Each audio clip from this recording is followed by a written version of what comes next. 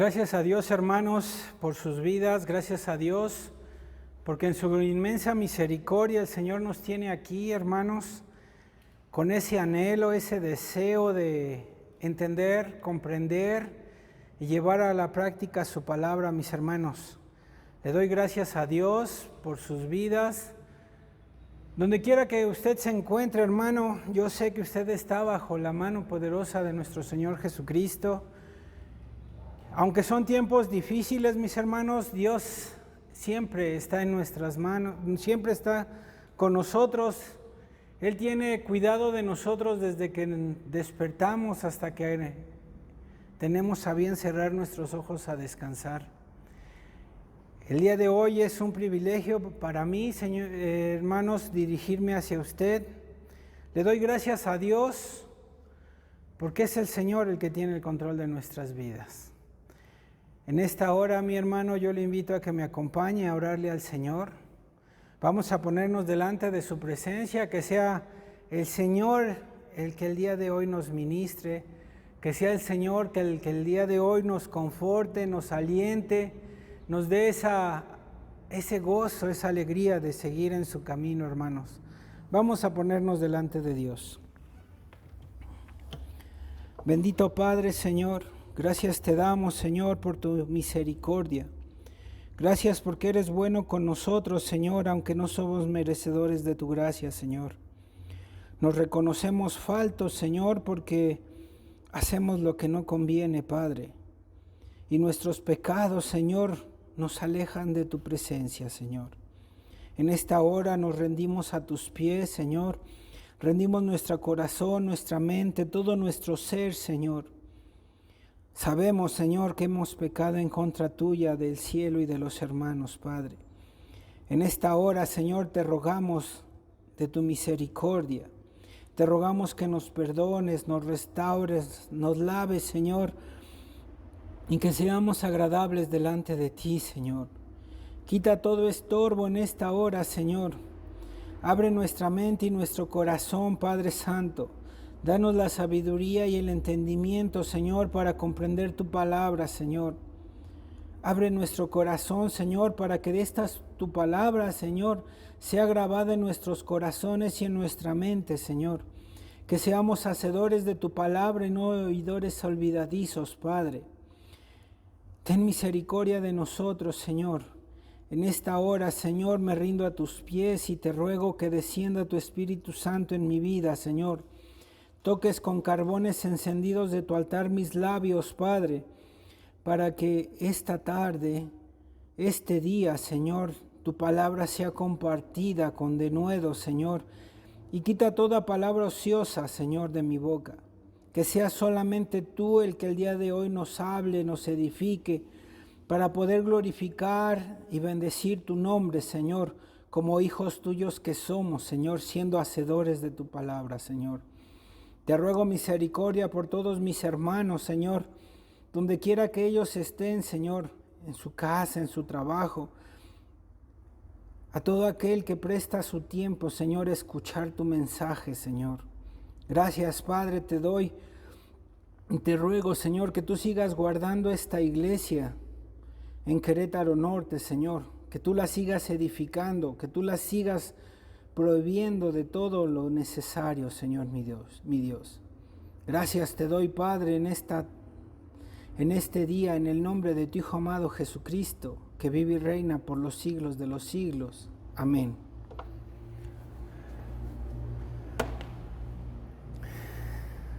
Bueno, mis hermanos, estamos viviendo tiempos difíciles, tiempos en el que el enemigo ha trabajado mucho en nuestras mentes, ha menguado nuestras economías, nos ha puesto en aprietos el enemigo, hermanos. El día de hoy yo quisiera ser el instrumento en que Dios nos diera una fortaleza, una sabiduría, que nos diera un consuelo, una paz, una alegría por medio de su palabra, mis hermanos. Yo le invito, mi hermano, a que el día de hoy usted me acompañe en el libro de Mateo, capítulo 5, mis hermanos. El día de hoy vamos a llenarnos de este que es uno de los sermones más importantes de toda la Biblia, porque nuestro Señor Jesucristo, Él dio 2 sermones muy grandes. Uno de ellos es el Sermón del Monte. El otro lo da en el aposento alto cuando ya está con sus discípulos. Pero el día de hoy, mi hermano, vamos a ver esto que el Señor nos va a regalar aquí en el capítulo 5 del libro de Mateo. Y vamos a leer del capítulo 5, el versículo 1, 2 y 3.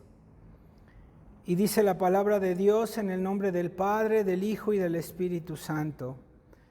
Viendo la multitud, subió al monte, y sentándose, vinieron a él sus discípulos. Y abriendo su boca les enseñaba, diciendo: Bienaventurados los pobres en espíritu, porque de ellos es el reino de los cielos. Bienaventurados los que lloran, porque ellos recibirán consuelo. Me brinqué uno, dice: bienaventurados los pobres en espíritu, porque de ellos es el reino de los cielos. Es el versículo 3. En estos 4 versículos el Señor es tan hermosa su palabra, que el día de hoy la vamos a ir desmenuzando y vamos a comprender cómo el Señor Jesús empieza su ministerio aquí en la tierra y empieza ministrándonos a cada uno de nosotros, aunque este sermón fue dicho hace más de 2000 años. Esto nos viene a ministrar a nosotros en nuestro interior, en nuestro espíritu, en nuestra alma. Si usted pone atención en el primer versículo del capítulo 5, dice: viniendo la multitud, subió al monte, y sentándose, vinieron a él sus discípulos. Viendo la multitud. Si usted se regresa tantito al capítulo 4, al versículo 25, que es el último versículo del capítulo 4, aquí vemos ya la inmensa masa de gente que seguía al Señor Jesús. Aquí si lo leemos y si usted me acompaña en el versículo 25 del capítulo 4 dice: y le siguió mucha gente de Galilea, de Decápolis, de Jerusalén, de Judea y del otro lado del Jordán. No dice cuántas aldeas o comunidades del otro lado del Jordán, pero ya no eran 50 o 100 gentes, ya eran millares de gentes los que ya conocían de nuestro Señor Jesús. Y todos lo buscaban por lo mismo, porque en esa época el pueblo de Jerusalén estaba en las peores condiciones económicas, políticas, sociales y de salud. Acordémonos que Jerusalén estaba ocupada por los romanos, eran quienes los mantenían en una esclavitud, y por tal motivo sus condiciones eran muy precarias. Y nuestro Señor Jesucristo, Él empezaba a proveerles de lo que la gente necesitaba. ¿Qué era lo que necesitaba la gente? Pues en su gran mayoría era una salud física.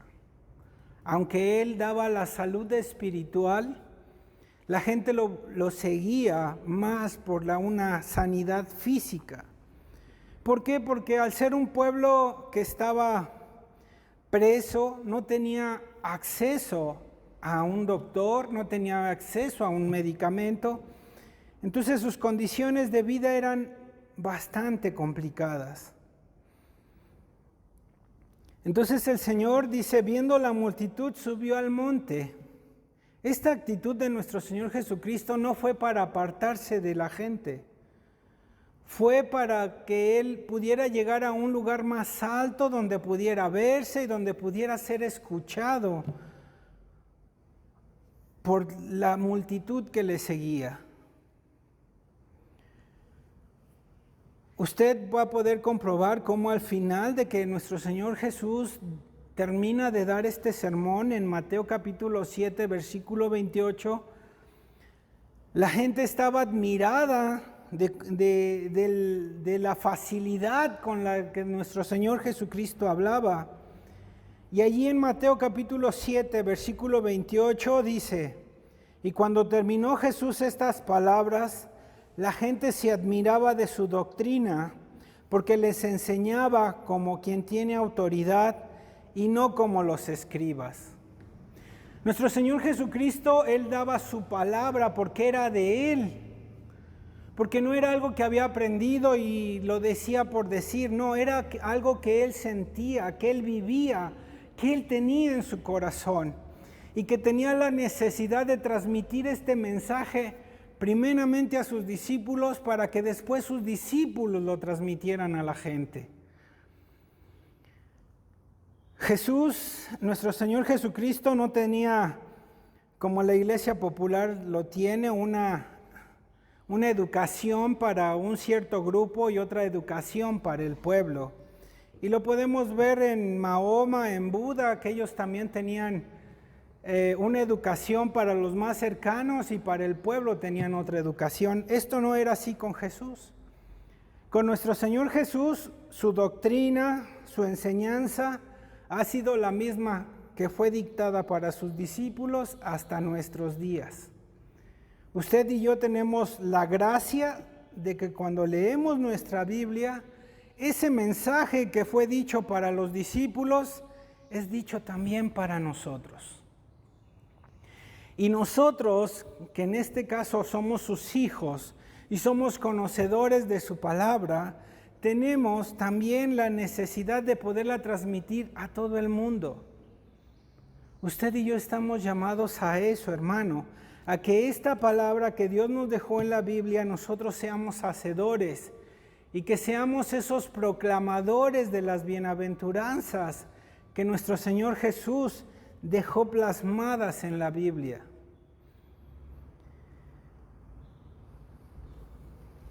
Otra parte de este mismo versículo 1, si usted se fija, este versículo viene como que seccionado.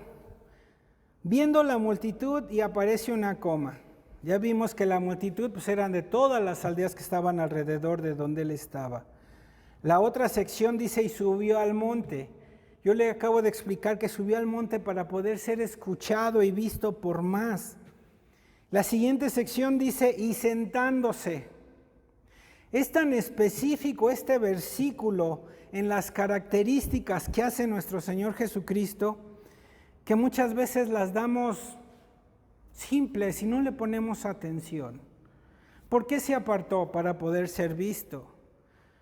¿Por qué? Porque era ya mucha la gente. Entonces, si estaba en el mismo plano que ellos, pues no lo iban a poder observar, no lo iban a poder escuchar. Sentándose. En esa época, en las sinagogas de aquel tiempo, era una costumbre, por así decirlo, que el maestro, el rabí, el que iba a enseñar en la sinagoga, se sentaba.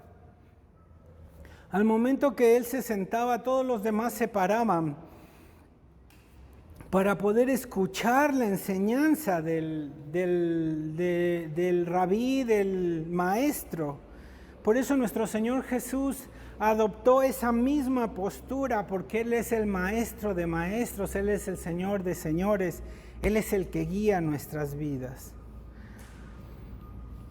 La otra sección de este mismo versículo nos dice, vinieron a Él sus discípulos.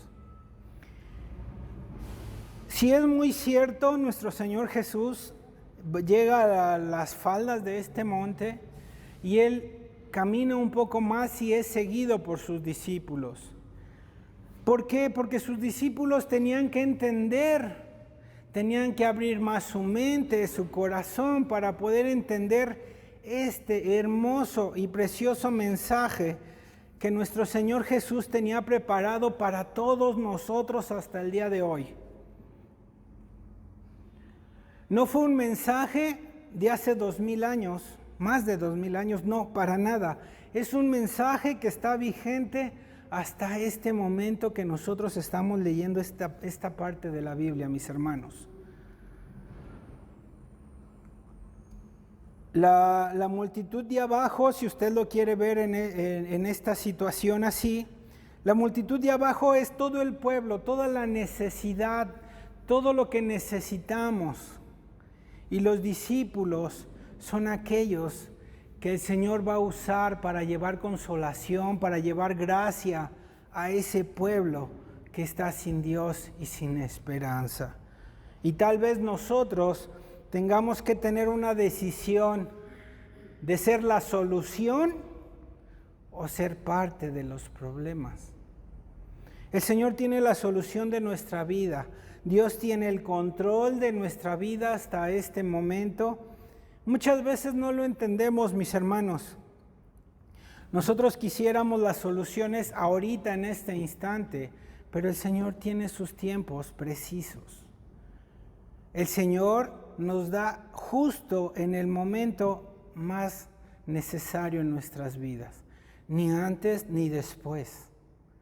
Justo es el tiempo del Señor. En el versículo 2 del capítulo 5, mis hermanos, aquí viene y dice, y abriendo su boca les enseñaba diciendo, no sé a usted, pero a mí sí me llamó la atención este versículo. Mateo capítulo 5, versículo 2. Dice, y abriendo su boca les enseñaba diciendo. A este punto de la vida de nuestro Señor Jesucristo, Él ya había estado en ayuno en el desierto, en ayuno y oración, ya había sido bautizado por Juan el Bautista, ya había elegido a sus discípulos. ¿Le llama la atención a usted este versículo? A mí sí me llamó la atención. ¿Por qué dice, y abriendo su boca? Esto significa, mis hermanos, que nuestro Señor Jesucristo estaba preparado para dar su mensaje a toda la gente, porque ya había tenido un ayuno y una oración, ya había tenido una comunicación con Él, una comunión con su Padre. Acordémonos, mis hermanos, que es Dios Hijo, Dios Padre y Dios Espíritu Santo, 3 en 1. Pero nuestro Señor Jesucristo había estado en este ayuno y en esta oración de 40 días para encontrar gracia delante de su Padre. Y Él ya la tenía, porque Dios Hijo es desde el principio de los tiempos. Esto de abrir su boca quiere decir que nuestro Señor Jesucristo no solamente les enseñaba con palabras, sino también con sus hechos, con su testimonio, con su forma de ser para con sus discípulos y para con toda la gente. Aquí, cuando Él abre su boca, Él empieza a hablarles con libertad, se dirige a toda la multitud. Ahora sí que como con trompeta, Él anuncia este mensaje. Dice, les enseñaba diciendo. ¿Qué les enseñó o qué les iba a enseñar nuestro Señor Jesucristo en estas bienaventuranzas, en este sermón del monte? Es el mismo mensaje que se ha venido enseñando hasta nuestros días. Ese es el mensaje de la ética que debemos tener todos nosotros como hijos de Dios. El Sermón del Monte nos dice cómo vivir. El Sermón del Monte es la declaración del reino de Dios.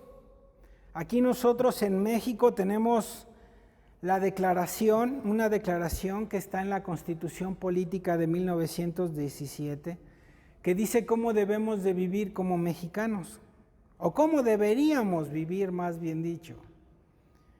En el Sermón del Monte, Jesús declaraba cómo iba a ser su reino y cómo deberíamos de vivir usted y yo delante de Él. Es importante entender que el Sermón del Monte no trata de salvación, sino cómo debemos de vivir para alcanzar esa salvación.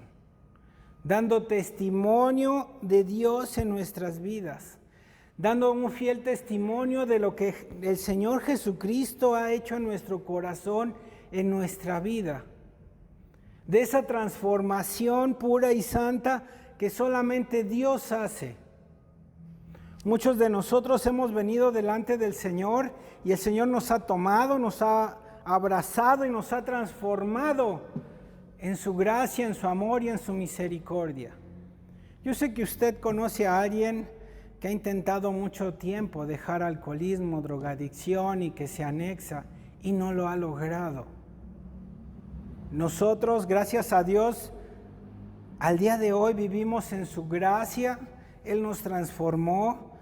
Si usted recuerda un poco su vana manera de vivir y ahorita la gracia en la que vive, ¿cómo no darle gracias a Dios? Que nos dejó este mensaje, este sermón para nosotros entender cómo es lo que Dios, por medio de Jesús, nos instruye a cómo debemos de vivir delante de Él. Es muy claro que este sermón tiene tal impacto en sus discípulos que en el libro de Hechos es citado más de una vez y que hasta el día de hoy tiene vigencia en nuestras vidas. En el versículo 3 empieza lo que son las bienaventuranzas y ya viene ahí desglosado el carácter que nosotros como ciudadanos, como hijos, como herederos de Dios, de su reino debemos de tener. La primera parte de este sermón del monte, mis hermanos, lo conocemos como las bienaventuranzas, lo que significa las bendiciones que Dios tiene para con nosotros. También lo podemos traducir que esto es como las actitudes que nosotros debemos de tener. Las bienaventuranzas que Jesús expone es la forma natural que nosotros debemos de tener en su reino. Nosotros debemos de aprender los rasgos, el carácter que debemos de desarrollar en nuestras vidas para ser agradables delante de Dios. En estas bienaventuranzas, en estas especificaciones o características que nosotros debemos de tener como cristianos, no podemos decir, pues yo soy bueno en ser amable y no perdonar a mi hermano, para nada. Debo de desarrollar todas y cada una de ellas, porque todas estas características, bendiciones que vienen plasmadas en el Sermón del Monte, todas ellas son necesarias para que nosotros podamos demostrar que somos hijos de Dios, que Dios ha habitado en mi corazón, en mi mente, que Dios me ha transformado para ser grato delante de Él. La primer bienaventuranza, mi hermano, viene aquí en el versículo 3 del capítulo 5 y dice: bienaventurados los pobres en espíritu, porque de ellos es el reino de los cielos. Es en Mateo capítulo 5, versículo 3. Bendito. Jesús nos promete una bendición en aquel tiempo a sus discípulos y nos los promete a nosotros en nuestro tiempo. ¿Qué nos promete? Una bendición. Dice, los pobres en espíritu serán bendecidos. La idea de la palabra bendecidos es de felicidad, pero no en el sentido que nosotros la entendemos en nuestros días. Una felicidad de estar cómodos, de estar sin preocupaciones, no. Esas son felicidades momentáneas. La felicidad de la bendición que Dios nos da, esa es perdurable y es para siempre. La misma palabra de bendición es utilizada a lo largo de este sermón muchas veces, en donde el Señor nos asegura que nosotros vamos a tener una felicidad. Pero usted se ha de preguntar, ¿cómo un pobre va a tener una felicidad? En Mateo capítulo 25, versículo 34, Jesús dice que el día del juicio le dirá a su pueblo: venid, benditos de mi Padre, heredar el reino que está preparado desde la fundación del mundo. Ese día va a juzgar a los bienaventurados, que son los benditos de Dios, y a los que no son bienaventurados. Él ahí explica y sabe cuáles son los requisitos para los que son bienaventurados y para los que son condenados. También podemos decir que nadie fue más bendecido que Jesús, porque el Señor, su Padre, estaba siempre con él.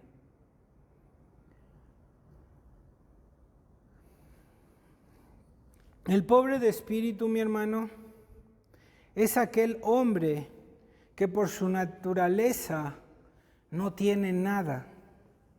Todos nosotros tuvimos o tenemos esta condición delante de Dios. Antes de que nosotros conociéramos a Dios, vivíamos sin Dios y sin esperanza.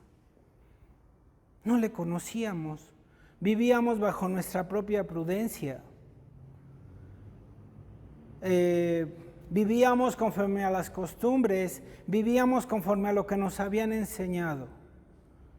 Cuando llegamos al Señor, el Señor nos toma, nos abraza, nos fortalece, nos conforta y nos da esa nueva alegría de vivir en Él. Pero yo le pregunto, ¿qué tenía usted para ofrecerle al Señor? Nada. Nada, porque estábamos llenos de pecado, estábamos llenos de odio, llenos de rencor, llenos de adulterio, de fornicación, de mentira. Bueno, la condición de nuestra naturaleza. En ese instante nosotros éramos pobres de espíritu, mi hermano, porque no teníamos nada que darle al Señor. Y más sin embargo el Señor nos toma, nos limpia y nos conforta. No teníamos nada en nuestra cuenta espiritual delante del Señor. Esta bienaventuranza del pobre de espíritu es la primera bendición que Dios nos da. Imagínese usted una escalera. Si el Señor nos hubiera pedido empezar a subir esta escalera siendo puros de corazón, pues nadie hubiéramos tenido esa condición. Pero no, la primera condición que Dios nos da para acercarnos a Él en este sermón es ser pobres de espíritu. Y esa condición la teníamos y la debemos de tener hasta este momento. Con esto no quiero decir que usted siga como estaba antes, no. Reconociendo que Jesús es el centro de nuestra vida. Reconociendo que Él es el que gobierna en nuestra vida. Que todo lo que hay en nosotros y a nuestro alrededor, Él tiene el control. Que toda su gracia es derramada en Él. Todos nosotros podemos comenzar a subir esta escalera porque nosotros nos rendimos al Señor. Si usted y yo conserváramos en nuestro corazón nuestra propia decisión delante de Dios, no le estamos dando el primer lugar al Señor. Tenemos que humillarnos, tenemos que dejar que el Señor sea el que gobierne en nuestra vida. Nuestra pobreza espiritual es un requisito para recibir el reino de los cielos. Mientras nosotros sigamos confiando en nuestros propios recursos, en lo que nosotros podemos hacer, no vamos a dejar actuar al Señor en nuestras vidas. Nosotros necesitamos ser totalmente salvados por el Señor, reconociendo nuestra condición, nuestra naturaleza, para que el Señor nos transforme y nos cambie.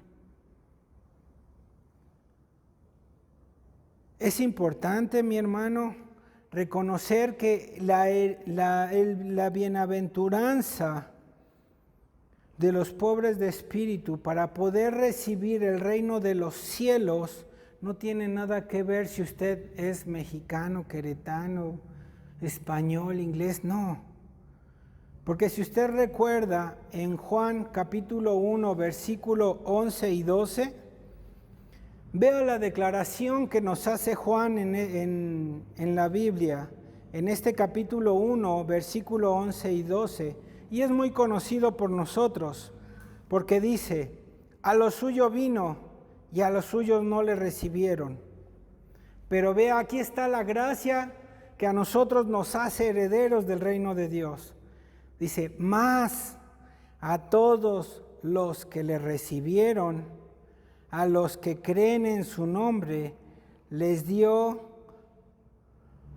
potestad de ser hechos hijos de Dios.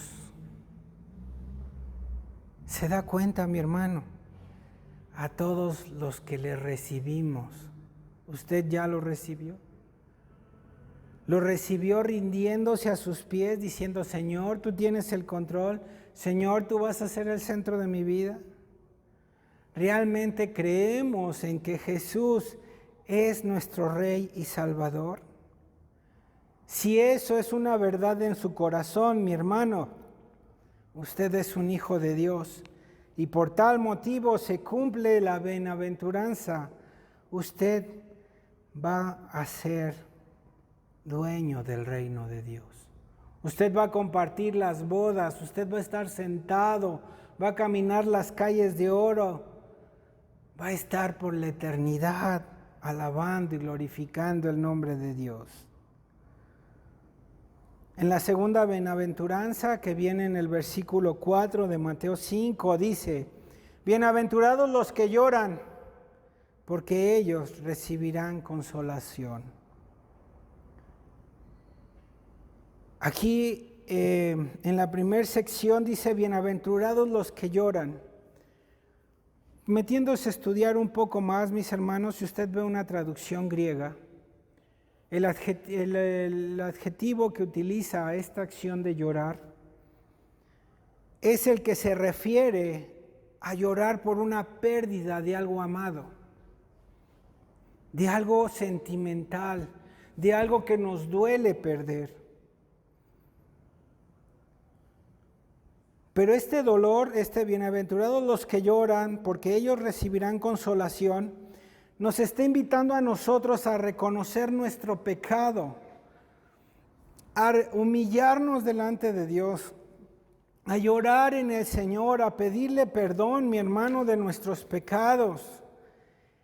El llorar para nosotros es reconocer el efecto o las consecuencias que tiene el pecado en nuestra vida. ¿Usted se ha puesto a pensar con las consecuencias que traría del pecado? Usted me va a decir bien fácil, pues sí, la muerte, la condenación, el infierno. Pero por eso es necesario que nosotros todos los días busquemos al Señor, reconociendo nuestra naturaleza y diciéndole, híjole Señor, hablé lo que no decía, vi lo que no quería, tomé lo que no era mío. No sé, mi hermano, usted conoce su condición. Yo el día de hoy lo invito a que usted reconozca que si no quebranta su corazón, si no se humilla delante de Dios, si no reconoce a Dios en el centro de su vida, si no reconoce su condición pecaminosa, mi hermano, estas bendiciones no van a ser derramadas. Dice, porque ellos serán consolados. Al final del versículo 4.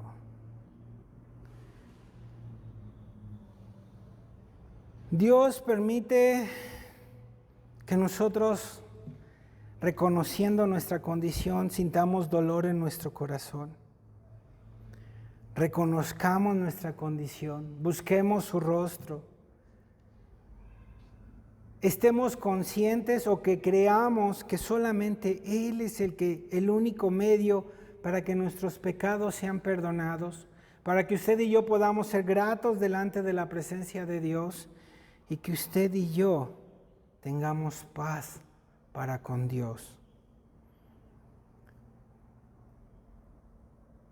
Vea lo que dice Pablo en 2 de Corintios, capítulo 7, versículo 9 y 10. Tan importante es que usted y yo lloremos por nuestros pecados, que Pablo en su epístola nos dice esto.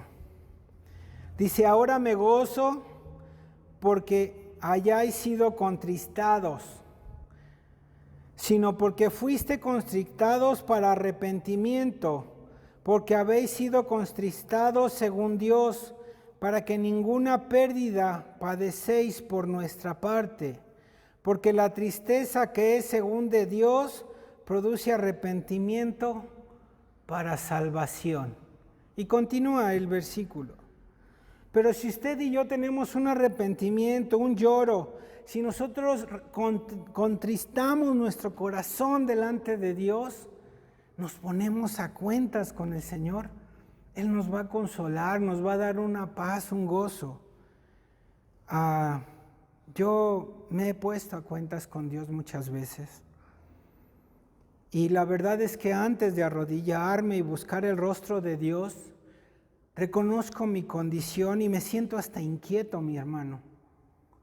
A medida que tengo esa comunión, esa intimidad con Dios, que abro mi corazón y que le digo, aquí estoy, Señor, junto con toda mi inmundicia, el Señor me empieza a apapachar. El Señor me empieza a consolar, a confortar, me da esa gracia, me da esa alegría de seguir adelante en mi vida. Recordémonos, mis hermanos, que Jesús Él es especial en el lloro, en el sufrimiento.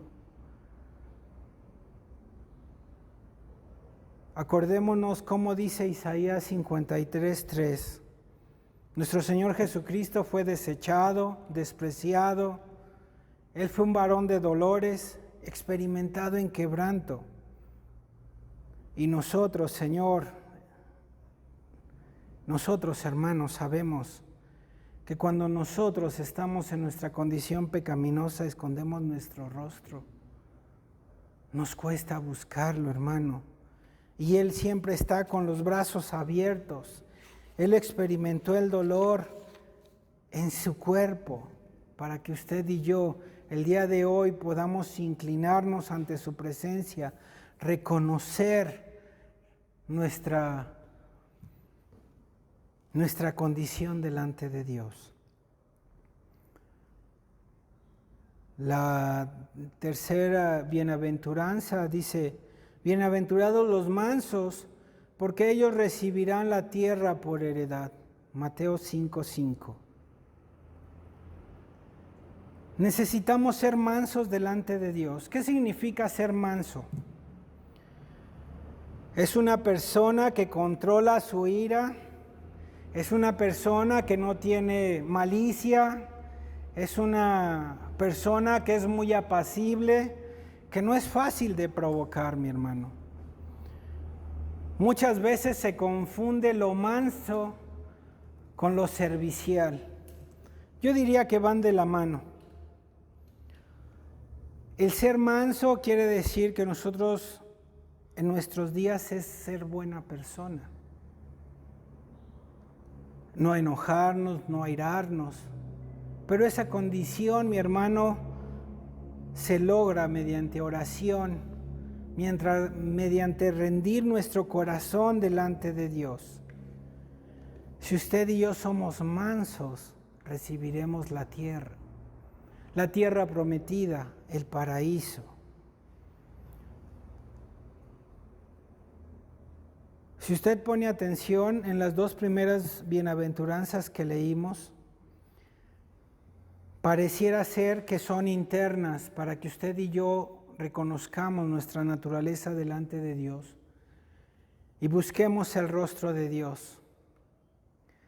Pero esta tercera significa nuestra relación con el hermano, con el vecino, con el compañero de trabajo, con la esposa, con los hijos. Nosotros debemos de reconocer nuestra cuenta espiritual. Pero ¿qué pasa cuando alguien más nos dice, oye, fíjate que tú te dices ser cristiano, pero como que no lo eres porque eres bien terrible? ¿A cuántos no nos ha pasado, no? Y cuando alguien se acerca, nosotros deberíamos de responderle, pues ¿sabes qué, hermano? Pues ayúdame a orar, ayúdame a ponerme de cuentas delante del Señor para que el Señor me transforme. Y hacemos lo contrario. Cuando alguien nos hace ver nuestras verdades, mi hermano, nos enojamos, nos damos media vuelta, es más, hasta le dejamos de hablar. ¿Cierto o no? Esta es nuestra condición, hermano. Yo el día de hoy, mi hermano, con estas 3 bienaventuranzas, porque el Sermón del Monte es extenso, quiero invitarlo, hermano, a que nos esforcemos, que estas 3 primeras bienaventuranzas hagan mella en nuestro corazón, reconozcamos nuestra condición delante de Dios y que leamos las siguientes 5 bienaventuranzas y que si usted puede lea, goce, desmenuce completo el Sermón del Monte. Nada más yo quiero que tenga en cuenta que el ser manso, el ser humilde, el reconocer nuestra condición nos va a heredar la tierra. Si usted se acordará en la Edad Media, en el viejo continente, los puritanos ingleses le creyeron a Dios y ellos llevaron a cabo estas 3 bienaventuranzas. Y como perseveraron en el Señor les regaló el continente americano. Si usted lee un poco la historia universal, los puritanos ingleses fueron expulsados a América y ellos llegaron a Estados Unidos, donde tenían como base en las escuelas a la Biblia. Y ahora que la han desechado, los norteamericanos están sufriendo su consecuencia. Yo le invito a que ponga los ojos en Dios, que reconozca, que llore, que reconozca su cuenta espiritual delante de Dios, que reconozca su condición y que seamos mansos, humildes, como nuestro Señor Jesucristo, mi hermano. Le doy gracias a Dios que me permitió, hermanos, dirigirme a usted. Y que estos tiempos difíciles, usted se convierta en esa trompeta y que vaya y que expanda el Evangelio de Dios, que es a lo que nos invita este Sermón del Monte. Pero usted y yo debemos de tener una preparación en oración y ayuno delante de Dios para ir a compartir estas bendiciones que el Señor tiene en su palabra, mi hermano. Le invito a mi hermano a que oremos al Señor y que el Señor lo siga bendiciendo y guardando en donde quiera que usted se encuentre. Gracias te damos, Señor mi Dios, en esta tarde, por tu amor, por tu misericordia. Gracias por enseñarnos, Señor, que nuestra condición es caída, que necesitamos de tu presencia en nuestras vidas, que necesitamos, Señor, que nos perdones y nos restaures, que necesitamos de tu consuelo cuando lloramos delante de ti, Señor mi Dios. Pero sobre todo necesitamos que nos transformes en esa mansedumbre que tú, Señor, veniste a demostrar en esta tierra, que por tu gran amor por nosotros, Señor, fuiste obediente delante de Dios, mi hermano, mi Señor y Dios, y que aceptaste esa muerte de cruz porque nos amabas a nosotros, Señor mi Dios. Gracias por ese sacrificio único y perfecto hecho por ti en la cruz, Señor mi Dios. Gracias, Señor, porque nos amaste tanto y que por ese amor limpio, puro, nosotros podemos tener acceso a la vida eterna. Guarda, Señor, los hogares de todos mis hermanos y todos los que escuchan tu palabra. Bendice sus alacenas, sus fuentes de trabajo, sus negocios. Prospera, Señor, la tierra en donde vivimos, Señor, para que seamos prosperados juntamente con ellos. Perdona el pecado, Señor, que habita en nosotros y en todo el mundo. Solamente tú, Señor mi Dios, tienes el poder, Señor, para cambiar esta situación en la cual vivimos. Te damos gracias, Señor. Rendimos a tus pies en tu santo altar nuestro corazón y nuestra mente, Señor, para que tú nos satures de la presencia de tu Espíritu Santo. Guía nuestros pasos, Señor, por esa brecha hasta llegar a la estatura de los varones perfectos que tú necesitas que seamos.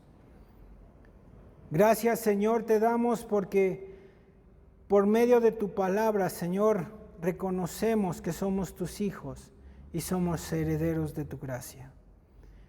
En esta hora, Señor, te doy gracias y te pido una bendición amplia para todos mis hermanos, en el nombre que es sobre todo nombre, en el de tu Hijo amado Jesucristo, que vive y reina por los siglos de los siglos. Amén.